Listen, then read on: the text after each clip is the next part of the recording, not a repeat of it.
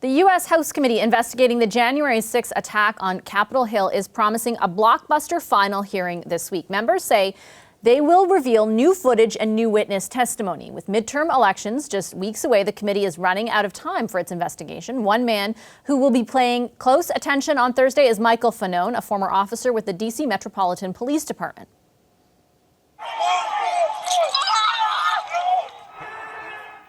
Mr. Fanone was deployed to the Capitol that day. Here you can see his body cam footage. He was beaten and tased by the mob and nearly lost his life, suffering a heart attack and a traumatic brain injury. Mr. Fanone details that day and the resulting fallout in his new book, Hold the Line, The Insurrection and One Cop's Battle for America's Soul. Hi, Mr. Fanone. Good to meet you. Thank you for making the time for this.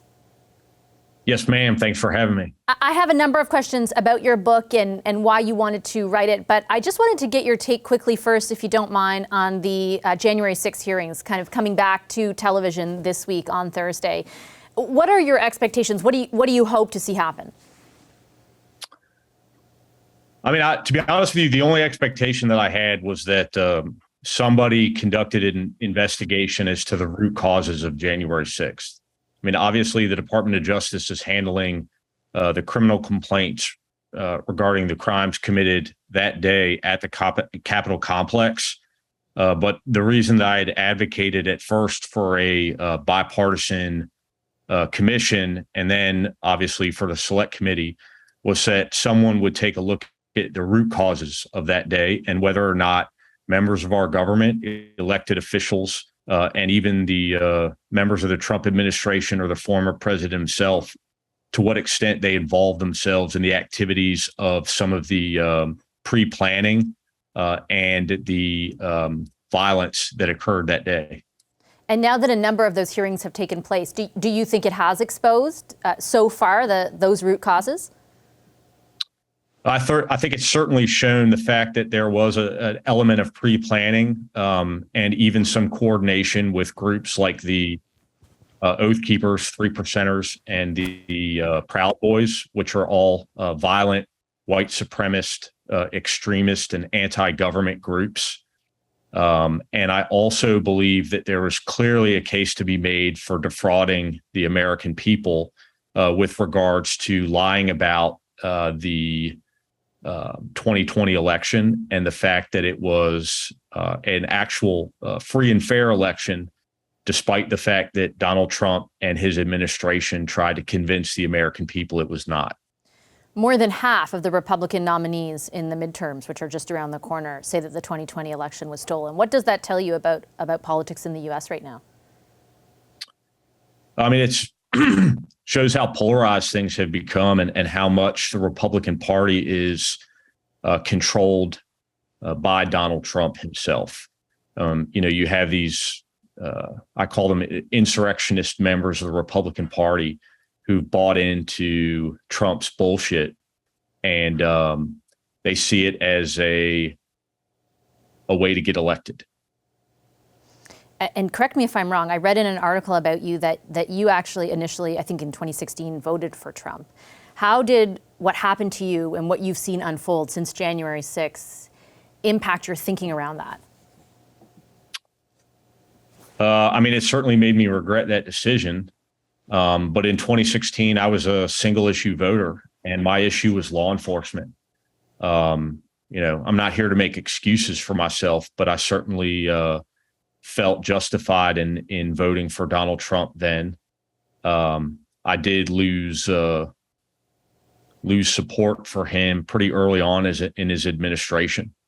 And of course, by January 6th, was adamantly opposed to him participating in American politics in any way. On January 6th, you really went through a lot. You nearly lost your life. You suffered a heart attack and a traumatic brain injury. Why did you want to write about this in the book, and what do you hope the book gets across to people who read it? Well, I wanted to explain not only my experiences on January 6th, but also talk about my career in law enforcement and another issue that I'm very passionate about, which is policing and police reform. I wanted to do it in a longer format rather than the 30 or 60-second sound bites that I've been accustomed to, on cable news and other media outlets in America. And what do you hope people walk away if they read the book? What do you hope they walk away with? What's your thinking there? Well, with regards to policing and police reform, I hope that people see, a honest account of a average American police officer's career. I hope they're able to understand how police officers fall into some of the pitfalls that they do, and hopefully, we can engage in a more honest, productive conversation going forward. To help correct some of those issues.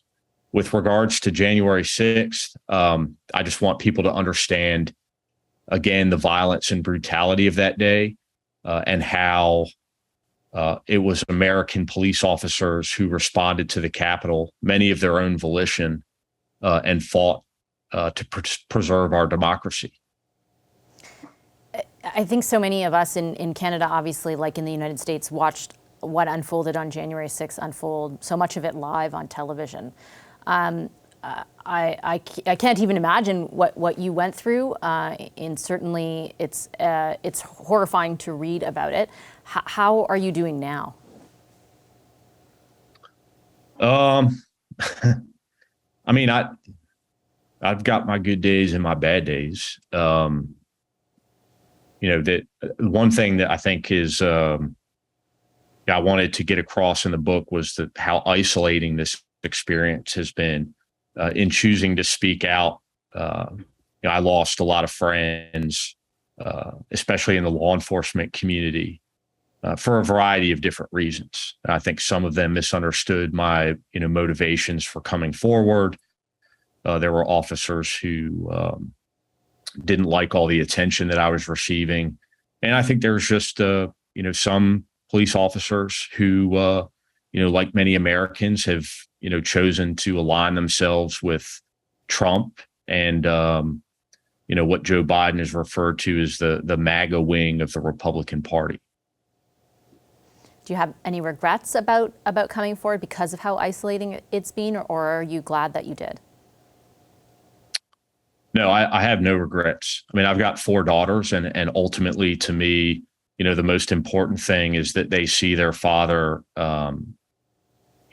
set an example of standing up for, what he believes is right, despite, the fallout from that. And also, I mean, I've spent a lot of time in the great outdoors, and one of the first principles that was ever taught to me was that you should leave the area better than you found it. And so that's what I'm trying to do, here, is to leave this country for my children in a better condition than I found it. Mr. Fanone, I'll leave it there. Best of luck with the book. Thank you very much for your time today. Yes, ma'am. Thank you for having me. Hi, I'm Vashi Capellos, host of Power in Politics. See more of our show by subscribing to the CBC News channel or click the link for another video.